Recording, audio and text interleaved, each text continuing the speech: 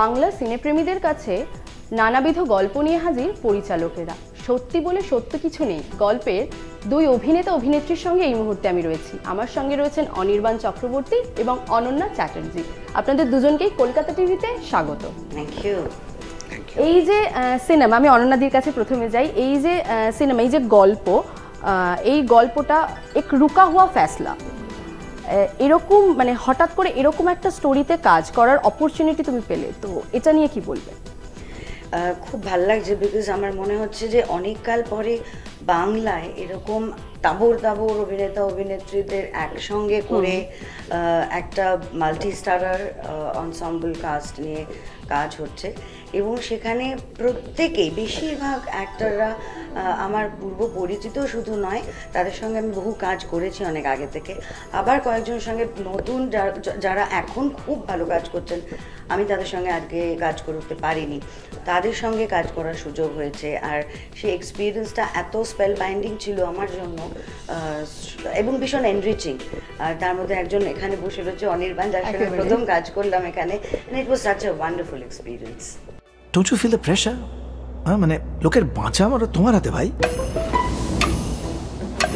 আর এই জন্যে 1973 সালে ভারতবর্ষ থেকে জুরি সিস্টেমটাকে তুলে দেওয়া হয়, কারণ এই 12 জন জুরির পার্সোনাল বায়াস একটা ভার্ডিক্টকে 12 গুণ ডেঞ্জারাস করে তোলে। অনির্বাণ দা, এই যে তোমার সাথে কাজ করার এরকম একটা কথা বলছে যে তুমি একটু ওয়ান্ডারফুল মানুষ, তুমি মানুষ হিসেবে তুমি নিজেকে কতটা কি কত পার্সেন্টেজ দেবে? আমি নিজেকে কিছুই দিতে পারবো না। কেন? এই ইভ্যালুয়েশন তো বাকিরা করবে, আমি বাকিদের সম্বন্ধে বলতে পারি, আমার সম্বন্ধে আমি নিজে কি করে বলবো।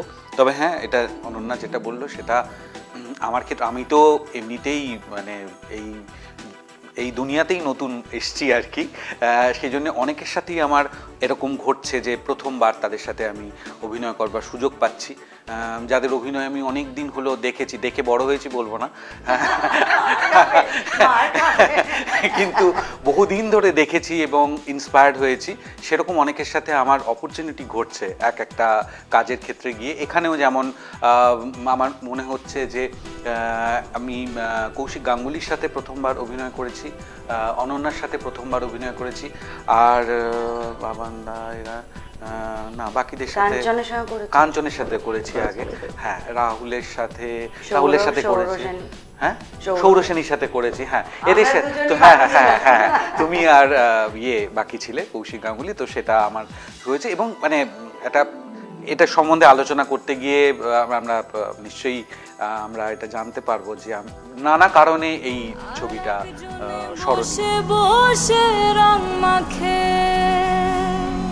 আমি তো শুধু এজন্যই বললাম, আরে ছাড়ুন তো, যে রাজ্যে এসে জুড়ে বসেছেন সেটার ভাষাটা অ্যাটলিস্ট ঠিক করে বলুন।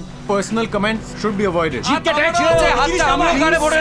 এখনকার যে অভিনেতা অভিনেত্রীরা আসছে এই ইন্ডাস্ট্রিতে, তাদের মধ্যে কি এই যে অভিনয়ের প্যাশন পাচ্ছো, মানে দেখেছো তাদের মধ্যে রয়েছে? প্রচুর, আমি খুব কম কাজ করেছি এখনকার নতুনদের সঙ্গে, খুবই কম কাজ করার সুযোগ হয়েছে, কিন্তু আমি যে কজনের সঙ্গে করেছি আমি তাদের মধ্যে খুব ডেডিকেশন দেখেছি। যেমন আমি সৌরসেনীর মধ্যে দেখেছি, আমি ওর সঙ্গে প্রথম কাজ করলাম, ও একটা সিন, একটা ডিফিকাল্ট সিন হলে তার আগে সেটা নিয়ে ভাবতে বসে বা আলোচনা করে বা বারবার সেটাকে চলো না একটু রিডিং পড়ি, সেই ডেডিকেশনটা আমি ওর মধ্যে দেখেছি। এখন বাকিদের কথা তাদের সঙ্গে কাজ না করলে তো আমার পক্ষে বলা সম্ভব নয়। রুকা হুয়া ফ্যাসলা, এরকম কোনো ফ্যাসলা আছে যেটা মাঝপথে থামিয়ে দিয়েছো, আবার নতুন করে নিতে হবে, এরকম ডিসিশন? থামিয়ে দিয়েছি, কিন্তু সেটা আর নতুন করে নিতে পারবো না, কারণ আমার জেনেটিক ইঞ্জিনিয়ার হওয়ার কথা ছিল। তাহলে সেই চাকরি জীবন চলে আসছে। ফ্যাসলা তো রুক গয়া আর বাস রুকে গয়া। সৃজিত মুখার্জির পরিচালিত এই গল্প, তুমি এখানে কোন ক্যারেক্টার প্লে করেছো? মানে এখানে 12 জন নানা ধরনের চরিত্রের লোকজন আসবে, যে একটি তরুণের, যে গল্পটা আমরা জানতে পারছি যে একটি তরুণ যে খুনের অভিযোগে অভিযুক্ত, তার ভবিষ্যতের কথা ভাবা, তো এরকম হঠাৎ করে হতে পারে যে একটা তরুণ মানে অভিযুক্ত, তার সিদ্ধান্ত নিতে হচ্ছে তোমাদেরকে? দেখো, অনেককাল আগে আমাদের এখানে তো জুরি সিস্টেম ছিল, যেখানে 12 জন জুরার মিলে ডিসাইড করতো যে ফিউচার কি হবে বা শাস্তি হবে অভিযুক্ত নাকি হবে না। তো এখন তো সেই জুরি সিস্টেমটাই উঠে গেছে, তো সেইটার একটা কাল্পনিক চিত্রায়ন এখানে হয়েছে। এখানে বিভিন্ন প্রফেশনের মানুষ একজোট হয়েছে, এবং আমি বেশি বললে এটা গল্পটার সম্বন্ধে অনেকটা বলা হয়ে যাবে বলে আমি বলতে চাই না। এখানে রিয়েল সারিয়াল মিলেমিশে গেছে, জিনিসটা ছবিটাতে ভিজুয়াল স্কেপটা অন্যরকম, সেটা যারা দেখবে যখন দর্শক তখন বুঝতে পারবেন। এবং আমার যেমন আমার ক্যারেক্টারের নাম রূপা, এবং আমি অ্যাডভার্টাইজিংয়ে বিলং করি, এবং আমি আমার ক্যারেক্টারটা নিয়ে ছোটো করে যদি বলি, ইনি অ্যাডভার্টাইজিংয়ের মহিলা, একটু ট্যাশ, একটু কথায় কথায় বম্বেতে সব কিছু ভালো হয়, আর কলকাতায় ভীষণ আনপ্রফেশনাল, কলকাতায় মিসম্যানেজমেন্ট, তো ওইরকম একটা ক্যারেক্টার। এরকম একটা রোল যখন তুমি এখানে প্লে করছো, মানে এই গল্পে এসে তোমাকে একজনের সিদ্ধান্ত, ভবিষ্যতের সিদ্ধান্ত নিতে হবে যে আদৌ সে শাস্তি পাবে কি পাবে না, এটা ডিফিকাল্ট। আমার মনে হয় আমরা একটু গল্পের মধ্যে ঢুকে পড়ছি, তাই জন্য আমরা এটা আমি একটু পাশ কাটিয়ে গিয়ে বলছি যে কোনো মানুষের জীবনের দায়িত্ব যদি কারোর উপরে এসে পড়ে এবং তার হাতে যদি তার ভবিষ্যৎ ডিপেন্ড করে, তাহলে তো সেটা ডেফিনেটলি খুব গুরু দায়িত্ব, এবং সেটা খুবই ঠান্ডা মাথায় সজাগভাবে প্র্যাকটিক্যালি ভেবে চিনতে সেই ডিসিশন নিতে হয়। সেই চাপটা আমাদের প্রত্যেক চরিত্রের উপরে ছিল। তোমার ঘরে বসত করে কয়জনা মনে জানো না, তোমার ঘরে বসত করে কয়জনা।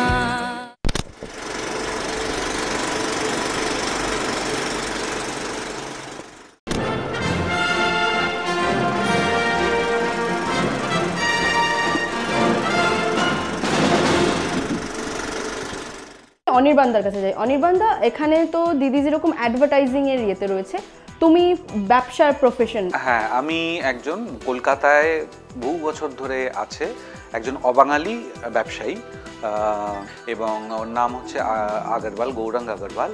এবার কি হয়েছে, অ্যাকচুয়ালি প্রত্যেকটা মানুষের প্রফেশনই আলাদা, তার সেটা হওয়ার একটা ভালো দিক হচ্ছে যে তাদের সবার মানে কি বলবো, তাদের দৃষ্টিভঙ্গিগুলো আলাদা, বিভিন্ন লাইফের বিভিন্ন জায়গা থেকে এসেছে। যেমন রূপা যেভাবে জিনিসটাকে দেখবে, আগরওয়াল সেভাবে দেখবে না, এরকম আরও যে চরিত্ররা রয়েছে। এবার হয়েছে ওটাই কিন্তু ফিল্মটা, যে একটা কোনো কেস যেটা নিয়ে একমত হওয়া যাচ্ছে না যে এইটা নাকি এইটা, সেই নিয়েই 12 জন করছে আলোচনা, এবং সেই আলোচনাতেই বিভিন্ন জাংশন আসছে, যখন এই হয়তো আমি ওনার সাথে একমত হচ্ছি, আবার আলোচনা খানিকটা এরকম বলছে না এইটা না, উনি যেটা বলছেন সেটা ঠিক, এরকম বিভিন্ন গ্রুপ সেগুলো ফর্ম করছে, আবার ভেঙে যাচ্ছে, আবার ওই দুজন একমত হচ্ছে, আবার এই 5 জন আলাদা মতের হয়ে যাচ্ছে।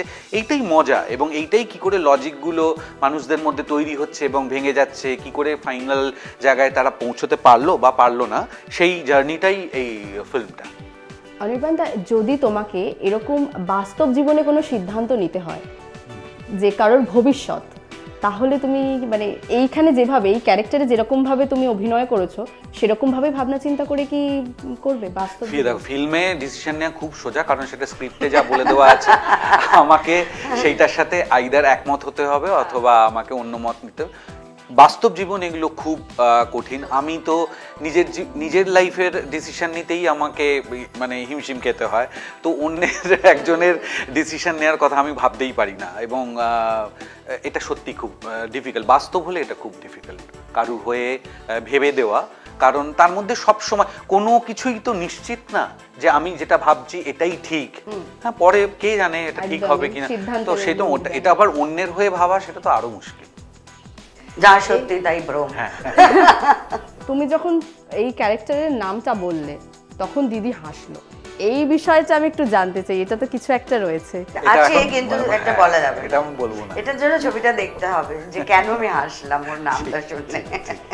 এটার মধ্যে টুইস্ট, মানে গল্পের টুইস্ট তো রয়েছে, তার উপরে ক্যারেক্টারের নামের মধ্যে যে হাসি, সেটাতেও টুইস্ট। ঠিক, ভাবাই যায় না। প্রেম, জীবনের প্রেম বলতে তুমি কি বুঝো? প্রেম বলতে আমি বুঝি একটা ভরসার জায়গা, যাকে বিশ্বাস করা যায়, এবং প্রেম অ্যাকচুয়ালি অনেকগুলো ফিলিংয়ের মিশ্রণ। তার মধ্যে ভালোবাসা আছে, তার মধ্যে স্নেহ আছে, তার মধ্যে বিশ্বাস আছে। এই সবগুলো ঠিকঠাক প্রপোর্শনে মিশলে তখন একটা প্রেম হয়। ঠিক বিজ্ঞান বইতে যেরকম সংজ্ঞা পড়তাম দাদা ওরকম ভাবে বললো বিষয়টা। প্রেমের কথা যখন এলো এই গল্পে রয়েছে রাজনৈতিক যেরকম প্রেক্ষাপট রয়েছে, সেরকম যৌনতা বলো বা সমস্ত কিছুই রয়েছে। তো এটা সমাজকে কীরকম বার্তা দেবে এই গল্প? আমার মনে হয় এটা একটা নিউট্রাল জায়গা থেকে কিছু মানুষ আছেন যাদের নিজস্ব নিউট্রাল মতামত দিচ্ছেন। সেটা রাজনৈতিক হতে পারে, জেন্ডার রিলেটেড হতে পারে, কাস্ট রিলেটেড হতে পারে, এবং প্রত্যেকের নিজস্ব সেটা নিউট্রাল মতামত, কোনো বায়াস নেই এখানে। এবার মানুষ সেটাকে যেভাবে নেবেন। এবং এটা যেহেতু একটা অ্যাডাপ্টেশন, আমি অ্যাড করছি, সেটা খুব সুন্দরভাবে সৃজিত করেছে যে এই যে 12 জনকে তারা যে রিপ্রেজেন্টেটিভস, তাদের আলাদা আলাদা ল্যাঙ্গুয়েজ আছে, আলাদা ধর্ম আছে, আলাদা রাজনৈতিক বিশ্বাস আছে, মানে যত রকমভাবে একটা হেটেরোজেনাস একটা গ্রুপ তৈরি করা যায়। হ্যাঁ, এবং ও আরও যেটা করেছে, অরিজিনাল গল্পে কিন্তু ছিল ওই 12 জনই পুরুষ, তার মধ্যে 2 জন মহিলা চরিত্রকে ইন্ট্রোডিউস করেছে, করে জেন্ডারের ব্যাপারটাও আছে। তো একটা খুবই সুন্দর একটা মানে যত রকমভাবে কনফ্লিক্ট আসতে পারে এই আলোচনার মধ্যে, সেটাও খুব সুন্দর করে ইন্ট্রোডিউস করেছে।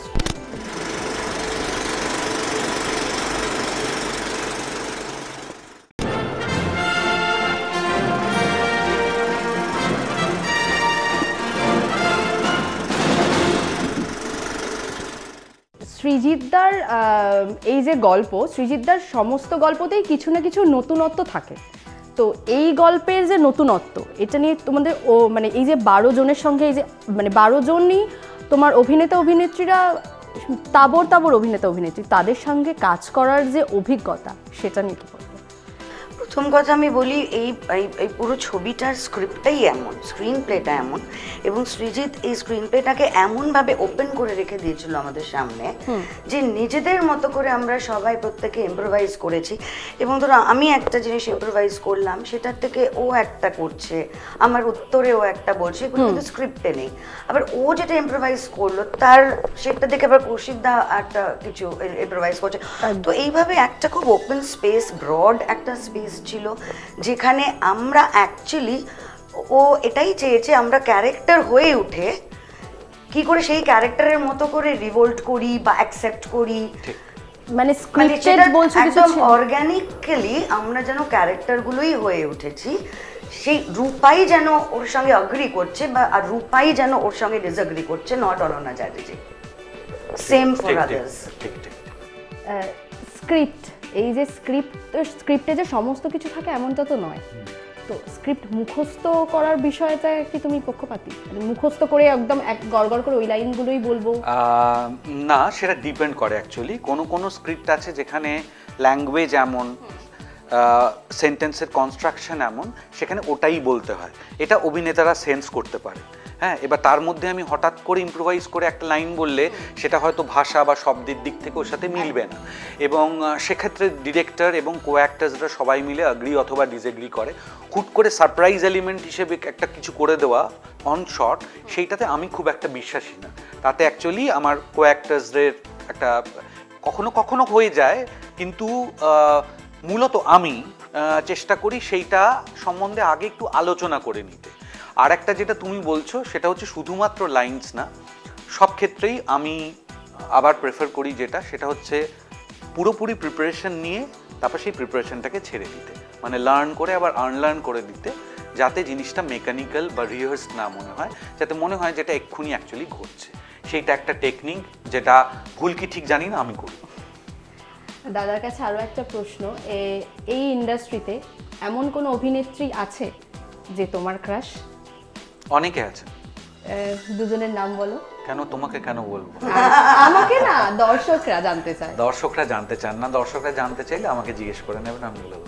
এটা ওর রাইট টু প্রিভেসি, এটা আমি সাপোর্ট করি। সৃজিতদার সঙ্গে কাজ অ্যাজ এ ডিরেক্টর, সৃজিতদা কেমন? সৃজিত আমার অনেক কালের বন্ধু, কিন্তু ওর সঙ্গে কাজ আমার খুব কমই হয়েছে, মানে হয়নি বললেই চলে। এর আগে আমি জাতিস্বরে একটা ক্যামিও করেছিলাম ওর সঙ্গে, শুধু ওই গানটা হলে সকাল গানটায় আমার পারফরমেন্স ছিল।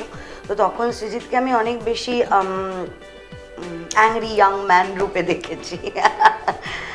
এখন যখন এত বছর পর ওর সঙ্গে কাজ করলাম অন দ্য ফ্লোর, আমি ওকে অনেক বেশি কাম, কম্পোজড সেটা দেখেছি, উইথ এক্সপিরিয়েন্স বা উইথ ম্যাচিওরিটি বা with learning, process of learning হয়তো সেটা হয়েছে, which is very good for the floor. আপাতত আমাদের আলোচনার লাস্ট প্রশ্নটা তোমায় করি, সেটা হচ্ছে যে সুবর্ণলতা, সেই সুবর্ণলতা আর এখনের এই সেই যখন তোমায় টিভিতে দেখতাম এটা নিয়ে কি বলবে? কি বলবো, মানে সুবর্ণলতা ক্যারেক্টার আর তারপর এই ক্যারেক্টার দুটো একেবারেই আলাদা, কিন্তু সেটার কাজ করার একটা এক্সপিরিয়েন্স আর এই প্রথম কথা সুবর্ণলতা একটা পিরিয়ড পিস, একটা সাহিত্য গল্প, সেটার একটা সময় আছে, তার কথা বলার ধরন, তার পোশাক আশাকের ধরন, তার চাল চলনের ধরন, তার ম্যানারিজম, তার জীবনের দুঃখ কষ্ট, ভালো লাগা ভালোবাসা, ঘাত প্রতিঘাত সবই আলাদা। আর একজন অ্যাক্টর হিসেবে তো আমরা সেটাই চাই যে বিভিন্ন রকম চরিত্রে আমরা যাতে কাজ করতে পারি, সেখানে রূপা একদম আলাদা অবভিয়াসলি। দাদার কাছে শেষ প্রশ্ন হচ্ছে যে এমন কোনো ক্যারেক্টার আছে যেটা তুমি প্লে করতে চাও? চাই না না, চাই না হচ্ছে একদম সাদা বা একদম কালো যে চরিত্রগুলো, মানে ভালো মানে সে একেবারে ভগবান, আর খারাপ মানে এত খারাপ যাকে যার মধ্যে কোনো খারাপ মানে কোনো গুণ নেই, এই রকম চরিত্রগুলো আমার মনে হয় অবাস্তব অনেকটা, কারণ বাস্তবে মানুষ এরকম হয় না। তো যেখানে ওরকম থাকে সেখানে যদি একটু মুজে দেওয়ার, সাদার মধ্যে একটু কালো ইনফ্লুয়েন্স করার সুযোগ থাকে বা কালোর মধ্যে একটু সাদা ইনফ্লুয়েন্স করার সুযোগ থাকে, সেটা ভালো লাগে, কিন্তু যেটা ওখানে একদম প্রহিবিটেড সেই চরিত্রে আমি অভিনয় করতে ভালো লাগে। একেবারেই। আজকের মতো এখানেই শেষ করছি তাহলে। Thank you. ঘরে বসত করে কয়জন মন জানো না, তোমার ঘরে বসত করে কয়জন।